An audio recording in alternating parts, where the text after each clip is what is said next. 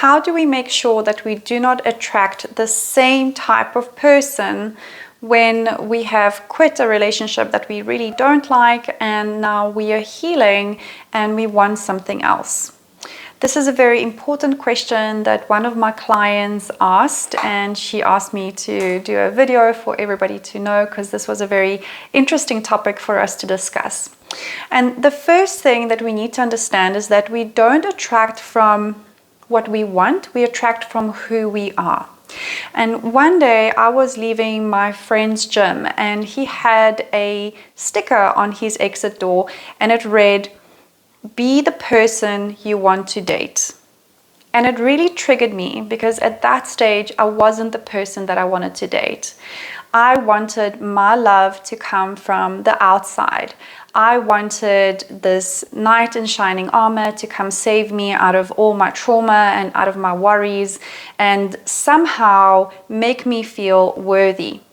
And when we are coming from that perspective, we are a match for people who are not going to make us feel worthy because we are attracting from our subconscious mind. We interact with people from our subconscious mind, and that happens 95% of the time, whereas just the 5% we are acting from a conscious point of view. Therefore, it is important that when we want to change who we are attracted to, and this is a very important point that I want to really focus on, is that people focus on, I want to change who I'm attracting. You can't change who you are attracting, okay? Because if you are a light, a lot of things will be attracted to the light. A moth, all the insects, everything will be attracted to the light. If you are an attractive person, a lot of people will be attracted to you. People, if you like to put them in classes or levels or compatibilities, you know, I don't think this is a great idea, but we do it in any way. So say, for example, people from ranks, let's just say it like that, lower than you, in your level and maybe higher than you, will be attracted to you.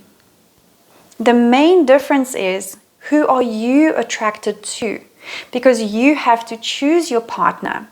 If you look back at your past, you have to figure out, why was I attracted to that person that was a narcissist or was emotionally unavailable? What made me attracted to them? What were their qualities that really attracted me to them? Because those are the qualities that you wanted to develop within yourself. And therefore you have to go, okay, these are the qualities. Maybe this emotionally unavailable person gave me enough freedom. And then I felt like I don't have to set boundaries or ask for space. This person just naturally gave me space. Maybe it was too much space for your liking, but on some level that fitted for you. Or perhaps the emotionally unavailable person seemed like they had good boundaries and you found that very appealing. And you thought, this is exactly what I want in my life. I want to develop that within myself. So you dated this person to kind of fill the gaps, because this is what we do as humans. We want to be better together. So when we feel like we have a deficiency somewhere, this happens on a subconscious level, then we want our partner to bring the other stuff to us. So whatever needs we are not fulfilling in our lives, we want the relationships to do that for us. So say, for example, you are a person who really struggles to go on adventures, but you see somebody who is out there who's going on adventures and you're like, yeah, that's exactly what I want. Okay, then you'll be attracted to that type of a person. But the way to change our attraction point is to change who we are attracted to. And who we are attracted to is determined by how we feel inside of ourselves. So people who are different to us are not going to feel comfortable. And this is why we often attract a familiar trauma over an unfamiliar bliss. Because we have been accustomed to feeling a certain way in our bodies. So if you've experienced emotional neglect when you were growing up, inconsistency, lies, deception, on some level, your subconscious mind finds that very comfortable. It's not great. Of course, consciously we know it's hurtful. but subconsciously we know how that feels. And when our subconscious mind finds, okay, this feels comfortable, I know this, I've got kind of like a strategy template to work this, then I feel safe. Even though consciously you might think, I don't like this, I don't feel safe, I don't want this. So what we change is who we are. So if in the past I didn't know how to set boundaries, I learned how to set boundaries. If in the past I was a people pleaser, I prioritized everybody else's needs before my own, then in this moment of life when I want to change my point of attraction is that I start prioritizing myself. So that when I go into a relationship and somebody gives me bad behavior, I will not fall for that. That will feel so foreign and so uncomfortable for me because it's not safe anymore in my subconscious mind. I don't know if you're getting what I'm saying, but I hope so, because once we make all of these healthy behaviors, like setting boundaries, feeling our feelings and learning how to regulate them, fulfilling our own needs, prioritizing ourselves, looking after ourselves, body, mind, and spirit, then we are less likely, if at all, to match with a person who would push our boundaries, who would gaslight us, who would put us last, and we would be okay with that.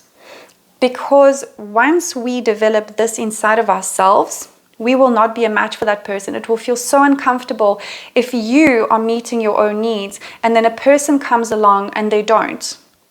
Or if you are consistently taking care of yourself and then you meet another person and they just not consistent, they're not replying to your texts, they're kind of in and out of your life, it will feel so terrible. And I can tell you from my experience as well as from my clients' experience that once you shift, that feels so uncomfortable that you cannot even be in spaces with people who do that because it puts you off. So things in the past used to attract you, that roller coaster ride of like, oh, the mystery, so to say, right? It's like this mystery of when are they going to call? Are they going to call? This inconsistency, it was exciting. It was like stimulating and an adventure. Once you start to be consistent with yourself, to take care of yourself, that is going to feel so repulsive that you're going to go like, oh no, I can't be in that space. So this is how you know how to safe-proof yourself from repeating your old patterns, is to become the person who you want to date, is to become the partner to yourself that you want.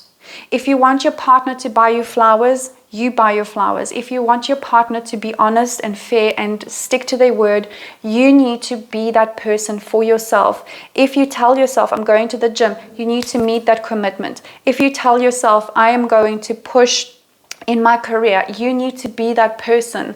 Or if you say, I am tired and I cannot go out, but all your friends want you to go out and you've decided I'm going to prioritize myself, you have to prioritize yourself and say, you know what, guys, I love you and thank you so much for inviting me, but I need to take time for me.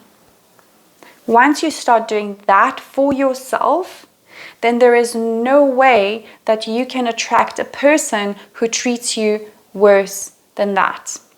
Of course, in my practice, I also do reprogramming of your subconscious core wounds, both on a mental, emotional level, on a somatic level. So we work on reprogramming your subconscious in various ways, and that also helps you to heal those wounds, and you attract from your truth and your love and your true desire rather than from your wounds.